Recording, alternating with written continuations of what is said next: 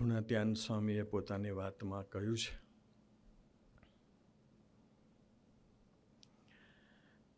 કે જેમ પાપન આંખની રક્ષા કરે છે, હઠ કંઠની રક્ષા કરે છે, રાજા પ્રજાની રક્ષા કરે છે અને માવતર પોતાના દીકરાઓની રક્ષા કરે છે, એમ ભગવાન આપણી રક્ષામાં છે.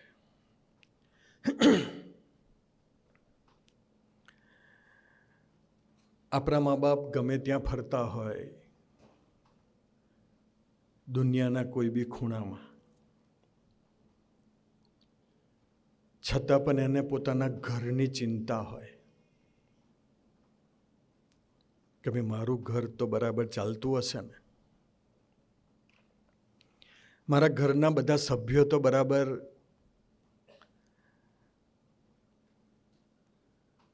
સુખ અને દુઃખની અંદર ઝૂલા તો નહીં ખાતા હોય ને. એવા કોઈક મંગલકારી હેતુથી આપણો જે આ પ્રદેશ છે, એ પ્રદેશના પ્રાદેશિક સંત એક વખત પ્રબોધ સ્વામીજી હતા.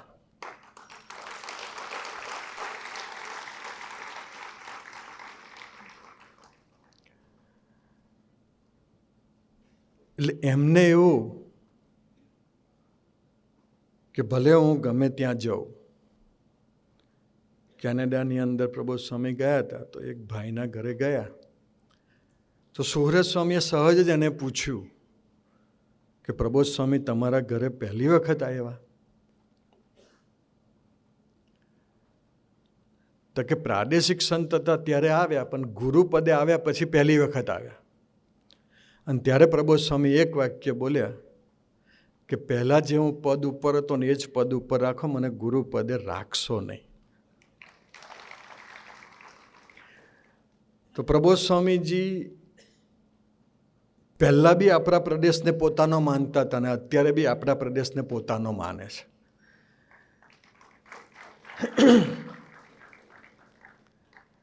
એટલે એકચ્યુઅલી શિબિરો તો ઘણા બધા પ્રદેશોમાં થાય છે, નથી થતી એવું નથી. પણ સુગનય સ્વામીએ પ્રબોધ સ્વામીને વાત કરી કે અમે આવી રીતે શિબિર કરીએ, તો પ્રબોધ સ્વામી એવું બોલ્યા કે હું આવું છું તમારી શિબિરમાં.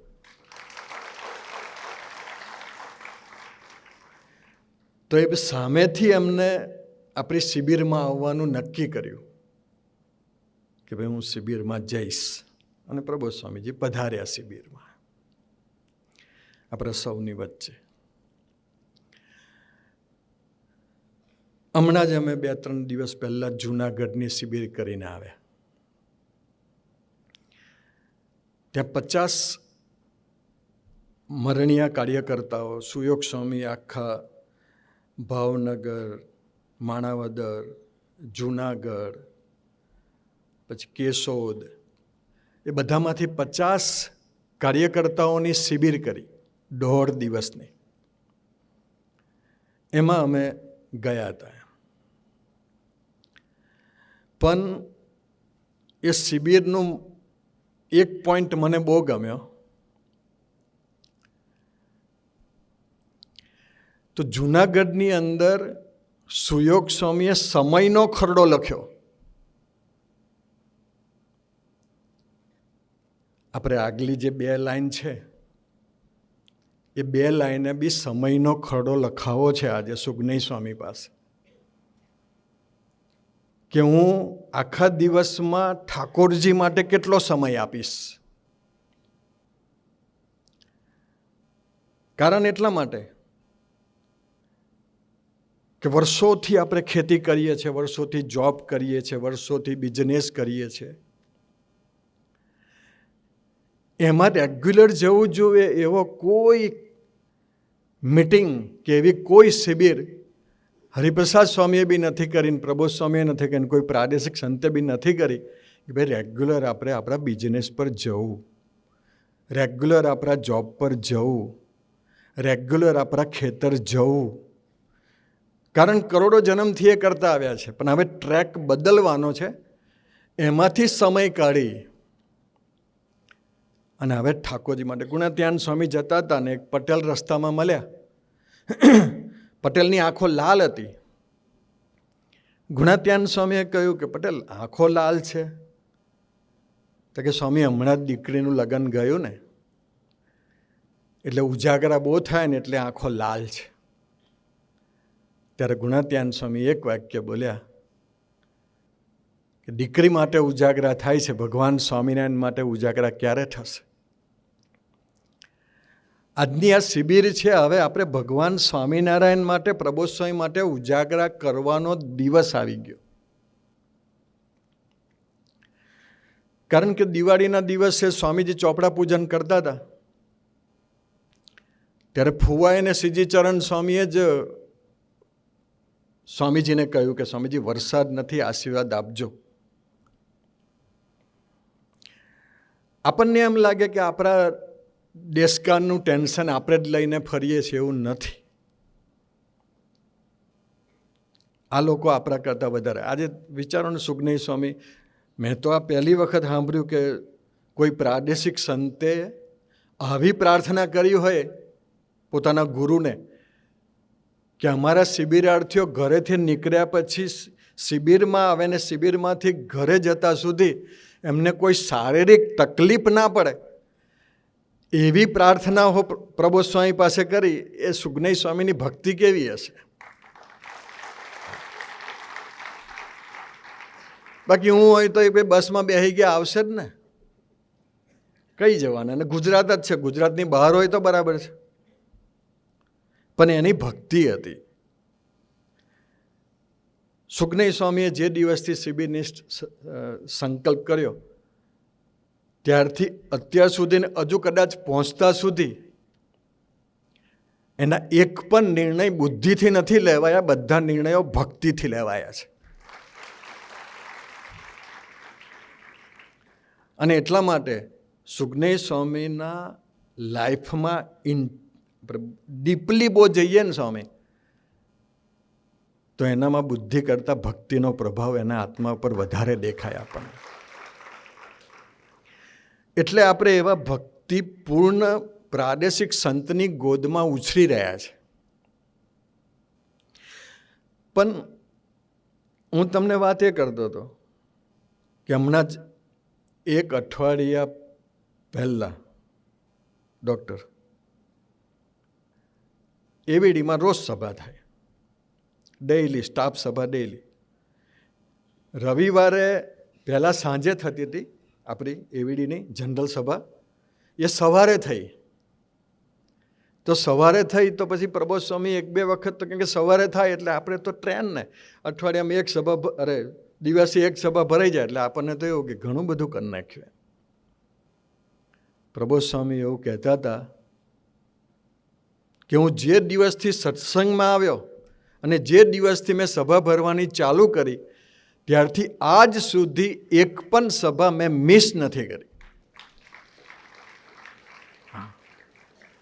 અને હું સ્કૂલમાં ભણવા જતો હતો ત્યારે પણ મેં કોઈ દિવસ ગેરહાજરી, મારી એક દિવસની ગેરહાજરી નથી સ્કૂલમાં પણ.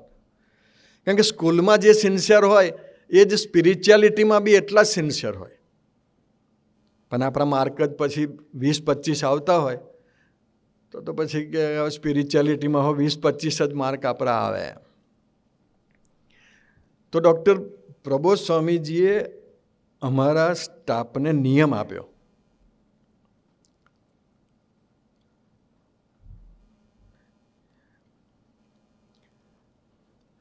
સ્ટાફને નિયમ આપ્યો કે દરરોજ આપણી રેગ્યુલર સભા પૂરી થાય. અમારે કેવું છે, 9 વાગે પહેલાં 15 મિનિટ ધૂન થાય સભામાં, પછી 30-35-40 મિનિટનું પ્રવચન થાય, અને પ્રવચન પૂરું થયા પછી જ્યારે સભા પૂરી થાય ત્યારે પ્રબોધ સ્વામીજીએ કહ્યું, ડૉક્ટર સાંભળવા જેવું રાજુભાઈ, કે રોજ આપણે 5 મિનિટ ધૂન કરવાની. જેટલા સ્ટાફના સભાના મેમ્બર શરૂ એ થાય એટલે 5 મિનિટ ધૂન કરવાની. તો કે કેમ? તો કે નિષ્ઠાવાન હરિભક્તોને એના જીવનમાં જે પ્રોબ્લેમ આવે એ પ્રોબ્લેમમાંથી એ પ્રોબ્લેમ સોલ્વ કરી અથવા તો એને ફેસ કરીને અથવા તો એને બાયપાસ કરીને ભગવાન તરફની યાત્રા નિરંતર કર્યા કરે. એટલા માટે પ્રબોધ સ્વામીજી રોજ અમને 5 મિનિટ ધૂન કરાવે છે.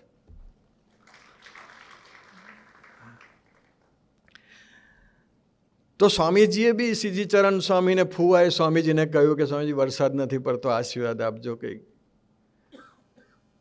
અને ત્યારે સ્વામી હટી જાઓ બાજુમાં, માઇક લાવો. અને સ્વામીજીએ ચાલુ ચોપડા પૂજને માઇક લીધું, અથવા તો ચોપડા પૂજન પૂરું થઈ ગયું હતું. અને એમાં જે 2 વાક્ય બોલેલા ને એ 2 વાક્ય મારા હૃદયમાં ઉતરી ગયા. અને 2 વાક્ય સ્વામીજી એવું બોલેલા કે જે વ્યક્તિ સમયનો 10મો ભાગ, અમારે આ મેનેજર સાહેબ બેઠા છે, એમનું શું નામ? संधू जी. हाँ, तो मैं मॉन्ट्रियल में गया था. तो मॉन्ट्रियल में से हम ऐसे हॉल में से बाहर निकल रहे थे, तो ऐसे आपके जैसे एक सिख भाई मिले हमको. तो उसने कहा कि चलो मेरे घर चलो. तो आप ऐसे तो हमारा प्रोग्राम था, तो कि नहीं आना ही पड़ेगा. तो हम लोग उसके घर गए. एक रूम और एक किचन का उसका फ्लैट था. रेंट पे रहते होंगे.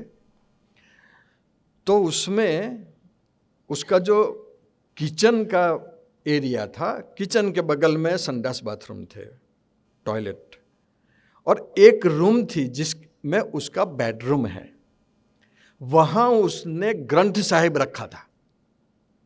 हाँ, अने वो ने उसने कहा कि मैंने कहा कि आप ग्रंथ साहब यहाँ रखते तो आप सोते कहाँ? तो कि स्वामी जी जो सोते वो किचन के नीचे जो जगह है ना, वहाँ मैं सोता हूँ, यहाँ मैं सोता नहीं हूँ. हाँ, ये सिर्फ ग्रंथ साहब के लिए. और बाद में उसने मुझे बताया कि गुरु नानक ने कहा है कि जो पूरे दिन का 2.5 घंटा भगवान के लिए नहीं काटते वो सच्चा सीख नहीं है. तो એ જ વસ્તુ સ્વામીજીએ કહ્યું હતું દિવાળીના દિવસે. સ્વામી કે સમયનો 10મો ભાગ, આમાંથી આપણે અક્ષરધામ કેટલાને જોઈએ? ઊંચી આંગળી કરો. જેને અક્ષરધામમાં જવું હોય ને જોઈતું હોય, બહુ બુદ્ધિ ના લગાડતા કે ભાઈ અહીંયા જ અક્ષરધામ છે એવું. ના, નહીં તો ઘણાને એવું લાગે કે આપણે અક્ષરધામની સામે જ બેઠા છે, એવું નહીં. ના, એટલે કોને જોવે છે? ઊંચી આંગળી કરો. રાજુબેન નહીં જોયું?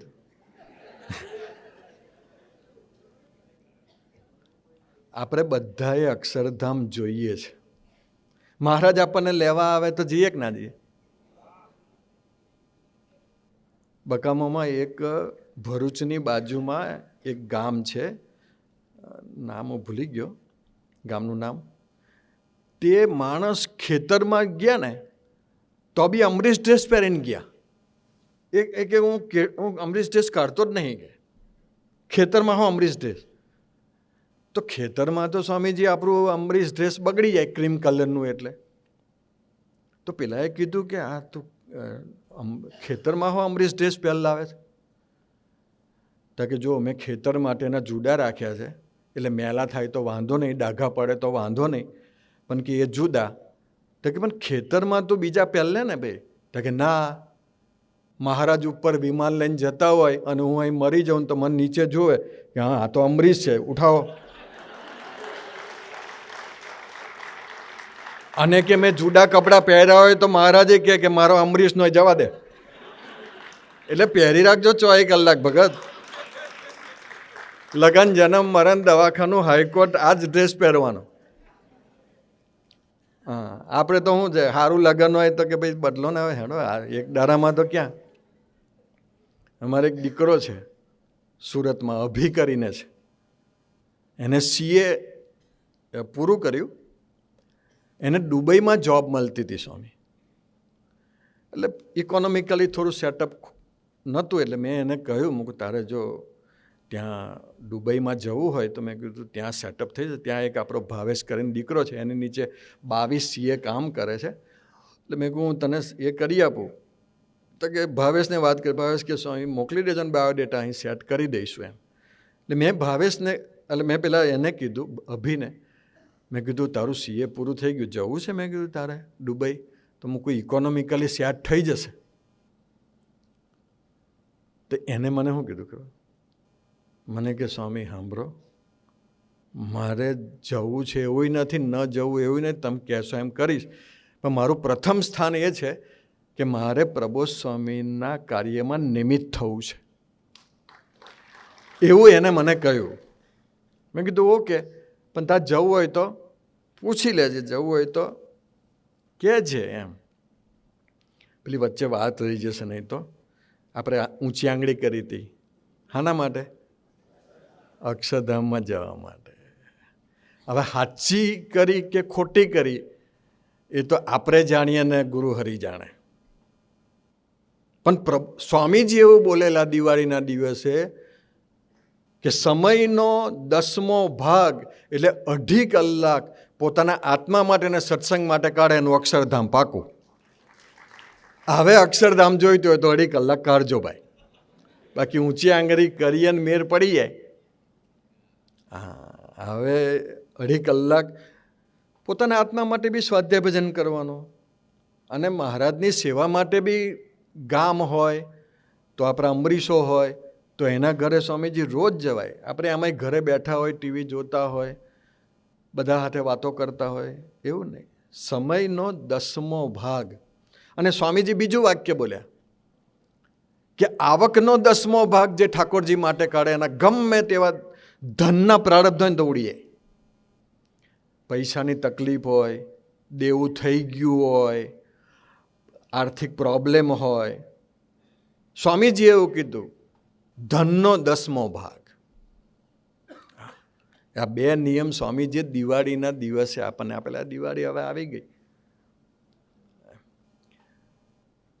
આપણે કઈ વાત કરતા હતા? અભી. તો પછી સારું મૂકું ચાલતો ખરે તો પ્રબોધ સ્વામી પાસે તો ચાલ. મેં કીધું હું પ્રબોધ સ્વામી પાસે. પછી અહીં પ્રબોધ સ્વામી પાસે લઈ આવ્યા. પછી મેં પ્રબોધ સ્વામીને કહ્યું હું પ્રબોધ સ્વામી CA થઈ ગયો છે આ દીકરો, અને દુબઈમાં બી સેટ થાય એવું છે, અને આપ કહો એમ. એ દીકરાએ એવું કીધું પ્રબોધ સ્વામી કે પ્રબોધ સ્વામી મારે તો છે ને તમારા યોગ કાર્યમાં નિમિત્ત થવું છે, તો મને નિમિત્ત બનાવજો. હવે એની દિલથી ભાવના હશે, દિલથી પ્રદીપભાઈ, તો તમે કલ્પના નહીં કરો, જે પેકેજ એને દુબઈમાં મળે એ જ પેકેજ પ્રબોધ સ્વામી એને સુરતમાં અપાવી દીધું. અને એ વ્યક્તિ શનિ રવિ એવીડી આવે હા સેવા કરવા એકાઉન્ટની, કેમ કે એને શનિ રવિ બેંકમાં રજા હોય, તો અહીંયા આવી જાય. ગોપાલભાઈ ને હરિનમન સ્વામીની યોગી દર્શન સ્વામી જ્યારે જરૂર હોય ત્યારે બોલાય, તો એ મંડળમાં આપણા 5-6 દીકરાઓ CA કરે, તો 4-5 જણની ટીમ આવી જાય ને બધી સેવા પતાવીને પાછા રવિવારે સાંજે જતા રહે. તો એને સુરતમાં જ 10 લાખ 11 લાખનું પેકેજ મળ્યું. હવે જે બેંકમાં એ ઇન્ટરવ્યૂ આપવા જતો હતો, એ બેંકમાં 12 લાખનું પેકેજ હોય, 11 લાખનું પેકેજ હોય, તો સ્વામીજી ઇન્ટરવ્યૂ હોય તો બધા સૂટ બૂટ ભાવીને બધા આવે ને, એમ કોટ પહેરીને આવે, ટાઈ પહેરીને આવે, સૂટ પહેરીને આવે, ભલા હોય તો જવાહરલાલ નહેરુની જેમ ગુલાબ ઘાલીને આવે, કેમ કે એને તો તે દિવસે રોપ પાડવાનો હોય.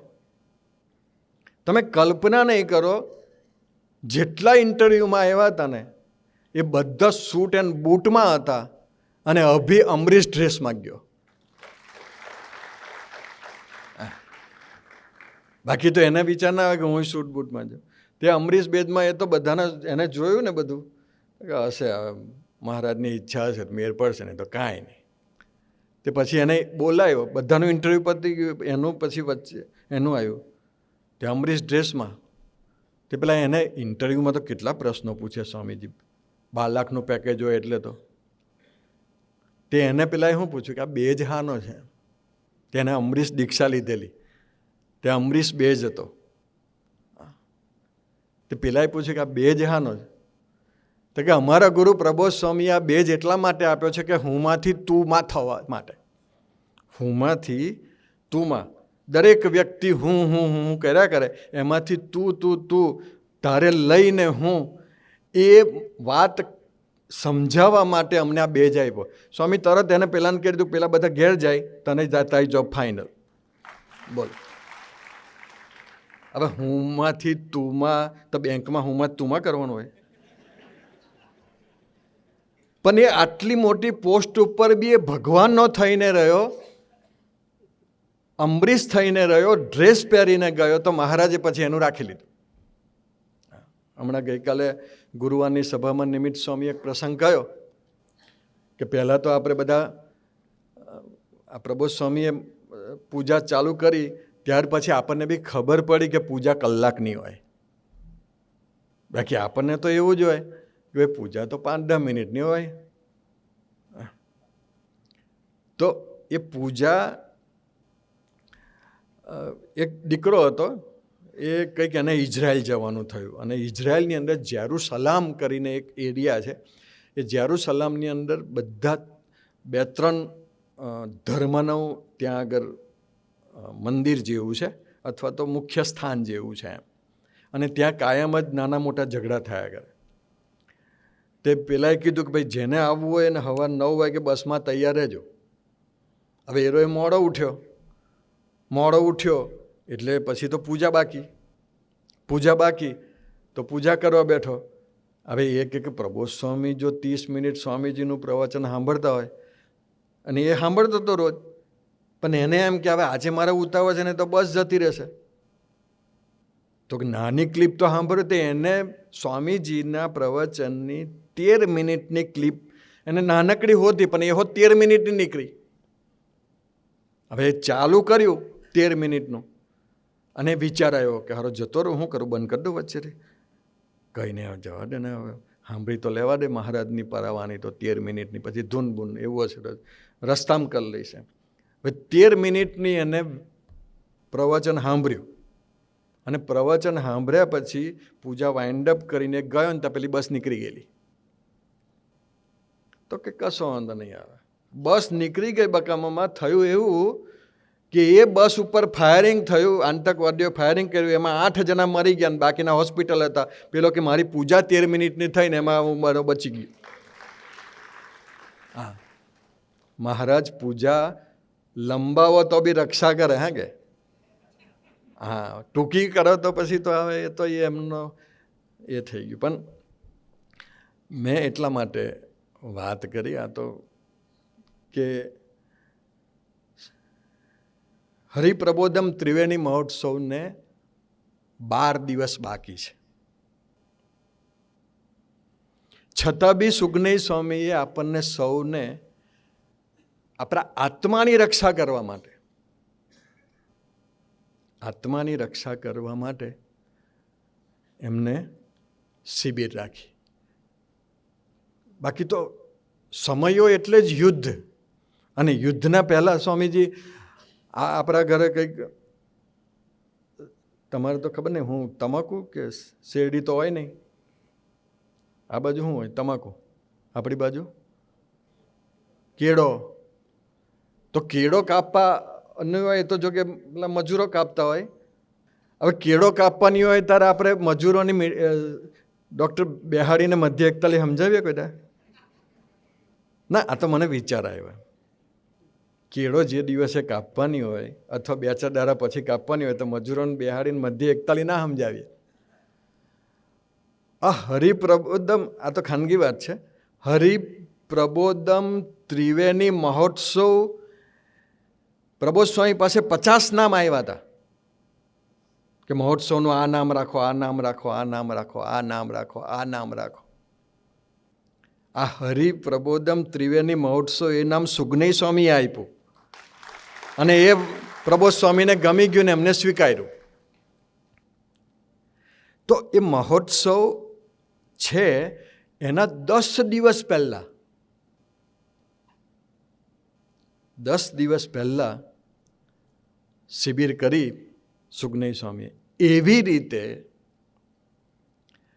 હરિપ્રસાદ સ્વામીજીએ ભગવાન સ્વામિનારાયણ દ્વિશતાબ્દી મહોત્સવ આપણે ઉજવી હતી 12 એપ્રિલ 1981. ભગવાન સ્વામિનારાયણ દ્વિશતાબ્દી મહોત્સવ પ્રવીણભાઈ જે દિવસે ઉજવાયો એ જ દિવસે સુગનય સ્વામીનો જન્મદિવસ. હા, તો 12 એપ્રિલ 1981. હા, અને સ્વામીજીએ કાર્યકર્તાની શિબિર ક્યારે કરી, સભા ક્યારે કરી ખબર? 30મી માર્ચ 1981. એટલે 12 દિવસ પહેલાં ભગવાન સ્વામીના દ્વિશતાબ્દી મહોત્સવ તો યુદ્ધના ધોરણે ચાલતું હતું. સ્વામી અમે આવ્યા હતા, પણ યુવકમાં વિદ્યાનગરથી અમે આવ્યા હતા, યુદ્ધના ધોરણે ચાલતું હતું. તે વખતે આત્માની રક્ષા કરવા માટે સ્વામીજીએ 13 દિવસ પહેલાં હરિધામની ધરતી પર કાર્યકર્તાઓની સભા કરી. અને કાર્યકર્તાઓની સભા કરી અને એમાં સ્વામીજીએ એક પ્રસંગ કહ્યો. પ્રસંગ તો બહુ લાંબો છે, અત્યારે હું કહેતો નથી, પણ એની અંદર પ્રસંગમાં એવું હતું કે બાલમુકુંદ સ્વામીને વિચરણમાં જવું હતું. ખાસ જે આપણી 2 લાઈન છે ને સ્વામી, એની જવાબદારી ખૂબ છે. કુશને બધા કે નથી, વ્યવસ્થામાં ગયા છે. જતીન મેઇન જર્મન મિલિટરીના જનરલો તો એંગેજ જ હોય પાછા. હા, કે હોય કશું ના, પણ એમ કે જો અમે અહીં સભામાં બેસી ગયા તો આ પૂરું કોણ કરશે આ બધું? ભાઈ આટલો મોટો સમય થવાનો તો પ્રબોધ સ્વામી અહીં બેઠા.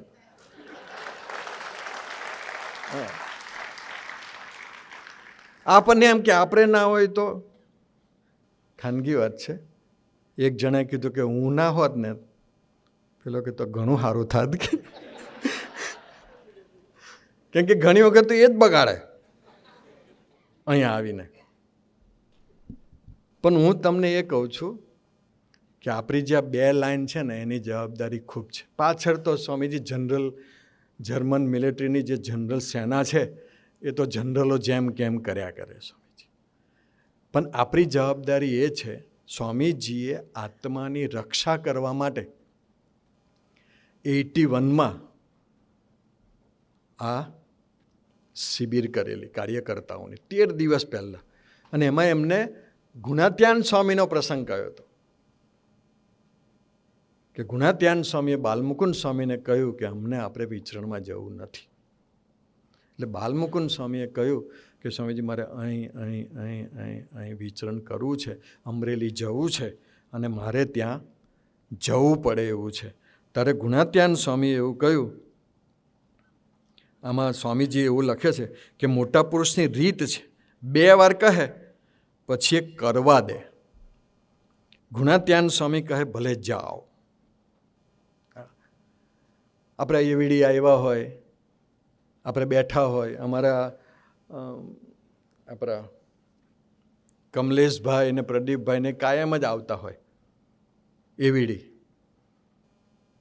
હવે એમાં સુગનય સ્વામીને વિચરણમાં જવું હોય ને પ્રબોધ સ્વામી ના પાડે અને સુગનય સ્વામી એવું કે સ્વામી જવું પડે એવું છે ને, તો થોડુંક પ્રોબ્લેમ થાય એવો છે. પ્રબોધ સ્વામી કે જાઓ.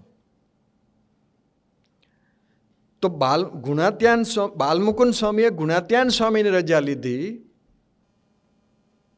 અને એ ગયા. પણ બાજુમાં યોગેશ્વર સ્વામી હતા અને યોગેશ્વર સ્વામીને અભાવ આવી ગયો. ક્યારે આ બાલમુકુંદ સ્વામી આટલા મોટા, એ ગુણાત્યાન સ્વામીની આજ્ઞામાં નહીં રહે તો બીજા કોણ રહેશે? બસ આપણું અહીં બગડે છે. સુગનય સ્વામીએ સ્વામીજી પ્રબોધ સ્વામી સાથે કેવી રીતે વર્તવાનું એ નિર્ણય આપણે લઈએ. ભાઈ એ એમનો દીકરો છે, એમને સાચવશે અને જરૂર પડશે ત્યાં આગળ હેત બી કરશે, જરૂર પડશે ત્યાં પ્રેમ બી આપશે, જરૂર પડશે ત્યાં કહેશે બી ખરા. પણ થર્ડ પાર્ટી તરીકે આપણે વિચારમાં જવાની જરૂર નથી. તો પછી એમાં ગુણાત્યાન સ્વામીએ કહ્યું, બાલમુકુંદ સ્વામી તો પછી તો કેવું છે કે વિચરણમાં જઈએ આવ્યા, પછી આવીને એમને અંતરદ્રષ્ટિ થઈ કે મેં ગુણાત્યાન સ્વામીની આજ્ઞા મેં લોપી દીધી. પછી તો ગુણાત્યાન સ્વામીના ખોળામાં ખૂબ રડ્યા કે સ્વામીજી મને માફ કરજો, મેં આજ્ઞા લોપી દીધી અને હું વિચરણમાં જઈ આવ્યો. એકચ્યુઅલી તો અમરેલી મારો પ્રદેશ નહોતો, પણ છતાં બી હું અમરેલી બી જઈ આવ્યો, પણ તમે મને માફ કરજો. અને એ વાત ગુણાત્યાન સ્વામીએ કહ્યું. યોગેશ્વર સ્વામીને બોલાવીને ગુણાત્યાન સ્વામીએ કહ્યું, સાંભળજો, કદાચ કોઈ આજ્ઞા પાડે કે ન પાડે, તમને એમ લાગતું હોય કે કાંઈક ભૂલ થઈ રહી છે, પણ તમે એમ ન માનશો કે એ ભૂલ થઈ રહી છે, એમનું સારું જ થઈ રહ્યું છે એમ માનજો. આ જે આખી જે મીટિંગ છે, એ મીટિંગનું જે મેઇન ટાઇટલ સ્વામીજી આપ્યું, એ ટાઇટલનું નામ શું છે ખબર? એકાંતિક ભક્તને પ્રભુ ભૂલ કરાવે છે. આ સ્વામીજીએ જે 81માં જે મીટિંગ કરી, એમાં સ્વામીજી કહે છે કે એકાંતિક ભક્તને પ્રભુ ભૂલ કરાવે છે. આપણે પોતાનું કરવા આવ્યા છે સ્વામી. અને તમે તો મહારાજના કૃપાપાત્રો હશો, તો તમે તો ઘણા બધા પ્રાદેશિક સંતોનું સેવન કર્યું, ઘણા બધા પ્રાદેશિક સંતોની ગોદમાં ઉછરે. તો આટલા બધાનું સેવન અમારે નાનકડી હું વાત કરું કે કોળી ભડથાનામાં 2 સગા ભાઈઓ છે, બાલુભાઈ અને હસુભાઈ. એ બંને જન વચ્ચે સામાન્ય બોલાબોલી થઈ ગઈ, બંને સગા ભાઈ. સ્વામીજી બેઠા હતા, સ્વામીજીએ કહ્યું કે હસુભાઈ બોલો તમે. એટલે બોલ્યા, એમને જે કે બાલુભાઈ માટે કમ્પ્લેન હશે બધી કરી. પછી સ્વામીજીએ બાલુભાઈ બાજુ જોયું કે બાલુભાઈ બોલો તમે. એટલે બાલુભાઈ એક જ વાક્ય હજુ તો સામાન્ય ધીમે રહીને બોલ્યા. એટલે એ વાક્યમાં હસુભાઈની કમ્પ્લેન હતી, અને સ્વામીજીએ બાલુભાઈને તરત જ અટકાવી દીધા, અને અટકાવીને એક જ વાક્ય બોલ્યા કે બાલુભાઈ, તમારી પાસે મેં આ વાક્યની અપેક્ષા નથી રાખી, કારણ કે તમે મારી ગોદમાં ઉછર્યા છો, હસુભાઈ મારી ગોદમાં નથી ઉછર્યા. એમ આપણે પ્રબોધ સ્વામીની ગોદમાં ઉછર્યા છે, એટલે આપણો પ્રદેશ હરિતનય પ્રદેશ. હરિતનય એટલે હું, તનય એટલે હું પુત્ર. હરિતનય એટલે પ્રભુના પુત્ર કહેવાય. આપણી જવાબદારી જુદી છે. અને એમાંય પ્રબોધ સ્વામીજીનું સેવન કરેલું. અક્ષરધામમાં જઈશું ને કમ્પ્લેન કરીશું તો મહારાજ તો એવું કહેશે કે પ્રબોધ સ્વામી તમારા પાડે સંત તમે હું કશું લીધું નહીં ગઈ. અને હવે તો પરમેનન્ટ આવી ગયા, તો હવે તો આપણી જવાબદારી, હવે આપણા મન બુદ્ધિ સત્સંગના કોઈ પણ વ્યવહારમાં આપણા મન બુદ્ધિ ન જાય ને સ્વામી, એ આપણે ધ્યાન રાખવાનું. તો ગુણાત્યાન યોગેશ્વર સ્વામીને જે કહ્યું, સાંભળો, ગુણાત્યાન સ્વામીએ કહ્યું, કદાચ કોઈ આજ્ઞા પાડે કે ન પાડે, તમને એમ લાગતું હોય કે કાંઈક ભૂલ થઈ રહી છે. કોનાથી? સુગનય સ્વામીથી. આપણને એવું લાગે કે સુગનય સ્વામી ભૂલ કરી રહ્યા છે, પણ તમે એમ ન માનશો કે એ ભૂલ થઈ રહી છે, એમનું સારું જ થઈ રહ્યું છે એમ માનજો.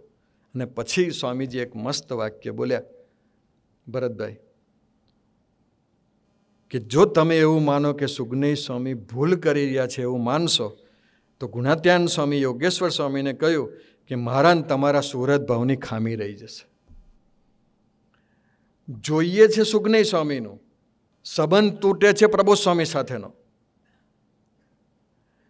એટલા માટે આપણે ખૂબ ધ્યાન રાખવું છે. પછી ગુણાત્યાન સ્વામી યોગેશ્વર સ્વામીને બોલાવીને ગુણાત્યાન સ્વામી કહ્યું, જુઓ, તમને એમ થતું હતું ને કે અમને ભૂલ કરી છે, કે રડ્યા ખૂબ સ્વામીજી. બાલમુકુંદ સ્વામી ગુણાત્યાન સ્વામીની ગોદમાં ખૂબ રડ્યા. કોઈ બી વ્યક્તિ સ્વામીજી કઈ વખતે આવીને અહીંયા આગળ માફી માગી લે અને એ પાપમાંથી મુક્ત થઈ જાય, અને આપણે તહીંના તહીં રહી ગઈએ. એટલે આ બહુ અઘરું છે. તો જુઓ, તમને એમ થતું હશે ને કે અમને ભૂલ કરી, એમને ભૂલ નથી કરી. ભૂલ પ્રભુએ કરાવી છે, એમના સારા માટે કરાવી છે. જો ભૂલ ન કરી હોત તો હવે પશ્ચાતાપ થાત. હવે એ કેટલા આગળ વધી જશે. મારો ને એમનો સંબંધ તો પાકો થયો. સુજ્ઞય સ્વામી પ્રબોધ સ્વામી આગળ રડી લેલી, એનો સંબંધ તો પાકો થઈ ગયો. આપણે એનું જોયું, આપણે ત્યાંના ત્યાં. હવે તમે દિલથી પાકું માનજો કે એમને ભૂલ નથી કરી, અમને પ્રાયશ્ચિત થયું, એ આગળ ગયા. પછી મૂળ વાત પર બહુ એ નથી કહેતો, ડાયરેક્ટ હવે સ્વામીજી જે બાપાની વાત કરે છે એ વાત કરી અને નાનકડી વાત કરીને પછી મારી સેવા પૂરી કરી દઉં. આ પ્રસંગની આટલી વાત કરીને પછી યોગીજી મહારાજ બોલ્યા. એકચ્યુઅલી ઘોઘાવદરમાં આ પ્રસંગ યોગીજી મહારાજે પ્રભુદાસભાઈને કહેલો. એ પ્રસંગ સ્વામીજીએ ભગવાન સ્વામિનારાયણ દ્વિશતાબ્દી મહોત્સવ વખતે કહ્યો. આ પ્રસંગની આટલી વાત કરીને પછી યોગીજી મહારાજ બોલ્યા કે કદાચ સંજોગોને આધીન, આગલી બે લાઈન જ, બાકી તો આપણે તો સ્વામીજી પાછળવાળા તો બહુ નસીબદાર. મને જ કોઠાઈ સ્વામીએ કહેલું, મને કે સુખી થવું હોય ને તો કાયમ 2 નંબરે રહેવું. 2 નંબર એટલે કોઈને આગળ રાખવા, આપણે પાછળ રહેવું. આ કોઠાઈ સ્વામીનું સૂત્ર હતું. આગળ રહીએ તો પ્રોબ્લેમ ને, બકામાં પાછળ જ રહેવાનું. હા, આ તો ખબર નથી આરસીસીનું છે કે ખબર નહીં, પણ ઘરની અંદર સૌથી વધારે ખીલા મોભને વાગે. વરિયોને તો એક જ ખીલો વાગે, મોભની હાથે કનેક્ટ કરવાનો અને પેલી દિવાલનો, આ 2 જેને તો વાગે. મોભને તો કેટલા વાગે, અને છતાંય બધાને મોભ થવું છે, વરી કોઈને થવું જ નહીં. એટલે એ મોભમાંથી વરી કરવા માટેની જ આ શિબિર છે ભાઈ. ખીલીઓ ઓછી વાગે. અમારા હરિધામમાં વાવાઝોડું આવ્યું હતું, તે આપણે યોગી આશ્રમની સામે બધા લીમડા હતા, નાના નાના સ્વામીજી રોપાયા હતા. તે વાવાઝોડું આવ્યું તો એકે લીમડો પડ્યો નહીં. અને સંત સ્વામીને ઓફિસ આગળ મોટો લીમડો હતો, એમ બાથે ભીડાય એવું નહીં, તે પડી ગયો. તો મેં કોઠાજીને કીધું, કોઠાજી નાના આ પડ્યા નહીં ને આ મોટો સંત સ્વામીની ઓફિસ પાસે પડી ગયો. મને કે આ નાના એટલા માટે ના પડ્યા કે પવન એમનો આવ્યો તો એમ વરી ગયા, પવન એમનો આવ્યો તો એમ વરી ગયા, ના વર્યો નહીં એટલે પડ્યો. એટલે એ પછી સત્સંગ હોય કે પછી આપણો પરિવાર હોય, પરિવારમાં બી નમતા શીખવાનું. વાંસની જેવું નમતા શીખી ગયા સ્વામી. મૂળ પ્રશ્ન છે, પકડી રાખો.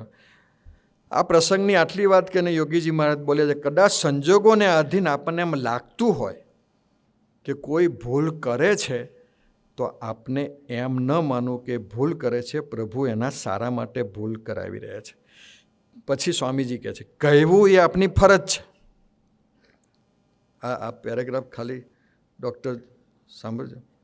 કહેવું એ આપની ફરજ છે અને માથે ન લેવું એ પણ આપની ફરજ છે. આ સ્વામીજી બોલે છે. આપણે શું છે, અરે યાર 4 વખત કીધું યાર, કોઈ માનતું જ નથી આપણું. એક જણાએ સ્વામીજીને કીધું, સ્વામી કે એક જણો મારી પાસે ખાનગી કરવા આવ્યો કે મારું કોઈ માનતું જ નથી. સ્વામી કે મારું હજારો નહીં માનતા, કે છતાં શાંતિથી બેઠો છું ને. આવું સ્વામીજી પેલાને જવાબ આવ્યો. પેલો શાંત થઈ ગયો, કેમ કે એમનું તો 1-2 જણ ના માનતા હોય, પ્રબોધ સ્વામી તો હજારો ના માનતા હોય, અને છતાં મસ્તીથી એ વિચરણ કરે છે. કહેવું એ આપની ફરજ છે અને માથે ન લેવું એ પણ આપની એટલી જ ફરજ છે. હવે સાંભળો, જીનિયસ માણસો કમલેશભાઈ ગઈ ગયા? હા, આ લોકો જીનિયસ કહેવાય. કમલેશભાઈ અને આ પ્રદીપભાઈ. સ્વામીજી રોજ જ હવાના પોરમાં એવીડીમાં આવીને બેસવાનું અને એવીડીની બધી ક્રિયા જોવાની, અને છતાં કોઈનું નોંધવાનું નહીં. આ લેસન બહુ અઘરું છે. હા, કેમ કે એવી જગ્યાએ બેઠા હોય, સહીશનો આશ્રમને હિંચકા પાસે. કહેવું એ આપણી ફરજ છે ને માથે ન લેવું એ પણ આપણી એટલી જ ફરજ છે. હવે સાંભળજો, ન કહેવું એ પણ સુરત ભાવનું ખંડન છે અને માથે લઈને ફરવું એ પણ સુરત ભાવનું ખંડન છે. આપણને એમ કે હવે જવા દે ને ભાઈ, જે કરવું એ કરે, આપણને ક્યાં હવે રસ છે, એવું માનીએ એ બી સુરત ભાવનું ખંડન. પછી સ્વામીજી આગળ કહે છે, આપણે અરસપરસ ભેગા મળીને કામ કરતા હોય અને ન કહી શકીએ એ પણ સુરત ભાવનું ખંડન છે, પણ એના તરફ અપેક્ષા રાખીએ એ પણ સુરત ભાવનું ખંડન છે. આપણે આપણો દીકરો હોય ખોટા રસ્તે જતો હોય તો આપણે સૂચન નહીં કરતા, એવું થોડું કે જા તું જે કરવું એ કર ભાઈ, એવું નહીં. આપણે કહીએ જ છે. માને ન માને એ વસ્તુ જુદી છે, પણ કહેવું સત્પુરુષના વચને જે કાંઈ કરીએ એ નિવૃત્તિ છે. એક જ ભગવાન સ્વામિનારાયણ એવા પ્રભુ પ્રગટ્યાને એમને કહ્યું, તમે આટલી બધી પ્રવૃત્તિ કરો અને તમને નિવૃત્તિનો ગુણ આપનાર એ એક સહજાનંદ છે. મહારાજે તો પ્રવૃત્તિને નિવૃત્તિ બનાવી દીધી. એ અદ્ભુત ડાયનેમિક પુરુષ કહેવાય. પછી છેલ્લે સ્વામીજી એક જ સૂચન વર્ષોથી કરું છું ને કરવાનો છું એવું સ્વામીજી કહે છે. અને એમાં સ્વામીજી કહે છે, ભેગા મળીને કામ કરીએ ત્યારે સૂચન કરીએ, પણ પછી ચર્ચા વિચારણા નહીં કરવાની. આજે આપણે કંઈ બી હોય ચર્ચા વિચારના પ્રદેશમાં નહીં, પછી આપણે ભૂલી જવાનું. એવો બહુ દ્રઢ સંકલ્પ કરીને ઉઠવાનું છે. આવું સ્વામીજીએ 81માં કહેલું. ભેગા મળીને કામ કરવાનું, જરૂર લાગે સૂચન કરવાનું, સૂચન કર્યા પછી ચર્ચા વિચારણા નહીં કરવાની, આપણે ભૂલી જવાનું. એવું બહુ દ્રઢ સંકલ્પ કરીને ઉઠવાનું છે. ભૂલ કોઈ કરતું જ નથી. પ્રભુ એના સારા માટે જ, એની પ્રગતિ માટે, સંબંધ કરાવવા માટે જ ભૂલ કરાવી રહ્યા છે. તો આ તો મને પ્રસંગ ગમી ગયેલો, એટલે મેં કીધું ચાલો ક્યાં સ્વાધ્યાય કરીશું ભેગા મળીને. પણ નાનકડી એક બે વાત કરીને મારી સેવા પૂરી કરી દઉં. જુનાગઢ અમે ગયા હતા, ત્યાં સુખદેવ સ્વામી આ કરવા જેવું છે. 50 જણા હતા. એ લોકોએ નક્કી કર્યું કે દિવાળી સુધીમાં 25 બાળ સભા ચાલુ કરી દેવી. જુનાગઢ, ભાવનગર, કેશોદ, માણાવદર. કેમ કે આપણે એક તો નાના યુવકો બી કામ લાગે, અને જેને હવે કોઈ પ્રવૃત્તિ ના હોય. બાળ સભા એટલા માટે ચાલુ કરવાની સ્વામીજી કે બાળ સભા જે ચાલુ કરો ને એટલે એનો પરિવાર, તમે હું નાનકડી વચ્ચે બે વાત કરું. મેં હમણાં પ્રબોધ સ્વામીને એક મેસેજ કરેલો. સુરતમાં વરાછામાં 4 બાળકોએ નક્કી કર્યું એ દર વખતે પેલું ગરબા રમવા જાય. આ વખતે એમને નક્કી કર્યું કે અમે 4 બાળકો ગરબામાં નથી જવાના, પણ જે ગરબામાં 3 કલાક રમવાનું હોય એ 3 કલાક અમે 4 બાળકો ભેગા મળીને ધૂન કરીશું. અને ઉધનાના 7 બાળકોએ એવું નક્કી કર્યું કે અમે દર વખતે ગરબા રમવા જતા હતા, પણ આ વખતે અમે ગરબા નથી રમવા જવાના, પણ એ જે 3 કલાક અમે ગરબા રમીએ 9 થી 12 એ ટાઈમમાં અમે શિક્ષાપત્રીના શ્લોકો મોઢે કરીશું, કેમ કે પ્રબોધ સ્વામીએ કહેલું. તો આ જે પ્રોગ્રેસ છે બાળકોનો, એને લઈને અમારે એક કાર્યકર્તા છે સ્વામીજી, પેલા એના મા બાપ આવીને એટલું બધું ધ્રુસકે કાર્યકર્તાના ખોરામાં રડ્યા. પેલો કે કેમ રડો છો એમ? તો કે સ્વામીજી સભામાં ગયો ને તે દિવસથી એને મોબાઈલ અડવાનું બંધ કરી દીધું, વિડીયો ગેમ બંધ કરી દીધી અને ટીવી જોવાનું બંધ કરી દીધું. એ કે તમે ચાલુ જ રાખો. અને એને એવું કીધું, કેમ કે દરેક જગ્યાએ સ્વામીજી 10, 15, 20 બાળકો તો હોય. બધાએ કીધું કે જ્યારે બાળકોને નાસ્તો કરાવે ને તો અમને કહેજો. તો એ લોકો જ નાસ્તો મોકલે, તો આપણે તો નાસ્તાનોય ખર્ચો નહીં. હા, પણ આપણે બાળ સભા કરીએ ને તો એ પરિવારો યોગમાં આવે. તો એ લોકોએ એ સંકલ્પ, એક તો ખરડો મને ગમ્યો, સમયનો ખરડો, બીજું આ બાળ સભા.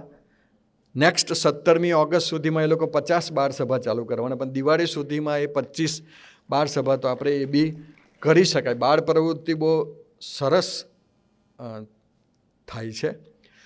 અને છેલ્લી એક વાત કરીને મારી સેવા પૂરી કરી દઉં. એક કેશોદનો દીકરો છે બંસી કરીને, એની સાથે પછી મારે બેસવાનું થયું હતું.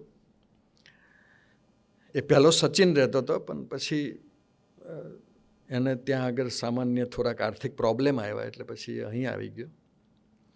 એને 80 લાખનું દેવું છે કમલેશભાઈ. એ બંસીને, આ બંસી નહીં આપણો, હા કેશોદવાળો અમરીશ છે. અમે બેઠા હતા ખાલી, એ કહેતો હતો. એટલે એકચ્યુઅલી તો મને તો એકદમ ખ્યાલ નહીં, મને સુયોગ સ્વામીએ કહ્યું, પછી મેં બધું ડિટેલમાં વાત કરી. તો એ વ્યક્તિ રોજ 3 વાગે ઉઠી જાય અને 3 થી 4 નાવા ધોવાનો, પૂજા બધું પતાવી અને 4 થી 7 3 કલાક ધૂન કરે. 3 કલાક. અને પછી 7 વાગ્યા પછી એનો બિઝનેસ છે, કપડાની દુકાન છે, એમાં જતો રહે. પણ મેં એને કીધું, મૂકવા તો ધૂન કરે છે, એનો ફાયદો હું? ત્યારે મને એને કીધું કે મેં ધૂન શરૂ કરીને ત્યાર પછી જૂનાગઢના કોઈ બી હરિભગતનો મને અભાવ નહીં આવતો. આ મંત્રની તાકાત છે. તો આપણે બી ભજનિક થઈએ. પ્રભુ સ્વામીને પ્રાર્થના કે અમને બી ભજનિક બનાવજો.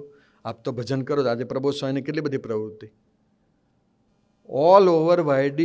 ઓલ ઓવર હરિપ્રબોધમને એ વર્ષમાં પૂરું કરે, અને છતાં પ્રબોધ સ્વામીજી રોજ 2 કલાકનું ભજન કરે અને 2 કલાકનું વાંચન કરે.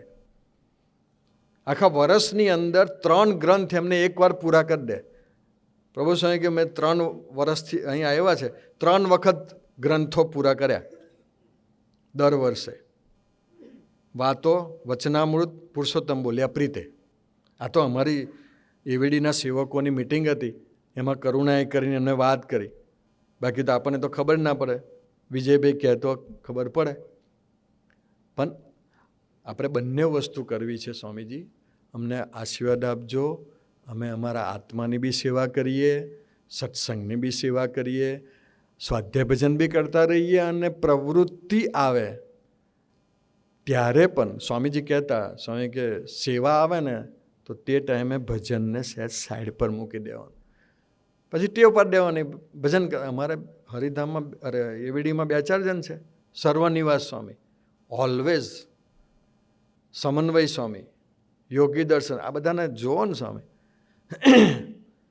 નિરંતર ભજન કરતા હોય. હાઈએસ્ટ પ્રવૃત્તિ છતાં બી હાઈએસ્ટ. અને સર્વનિવાસ સ્વામીને તો બેલસટ ના આવડે, કેમ કે વ્યક્તિ ભજનમાં જતી રહે એટલે ભગવાનનો આનંદ શરૂ થાય, ને ભગવાનનો આનંદ શરૂ થાય એટલે આ લોકના પ્રોબ્લેમ જ ના લાગે. તો હરિતનય પ્રદેશ અમે ભજનિક થઈએ. આપ કૃપા કરજો પ્રભુ સ્વામીજી. અમે બધા જ, હું બોલું છું તો બી અમે બધા સંતો, અમે બધા જ કાર્યકર્તાઓ ભજનિક થઈએ. અને આપને ગમે છે એવું મિશન ડબલની અંદર નિમિત્ત બી થઈએ. અને પ્રાદેશિક સંત સાથેની વફાદારી અમારી, બસ એ જે કરે એના તરફથી જે આવે એ અમે કરતા રહીએ. એવું અમને સૌને બરબુદ્ધિને શક્તિ આપો. એ જ પ્રાર્થના સહજાનંદ સ્વામી મહારાજ.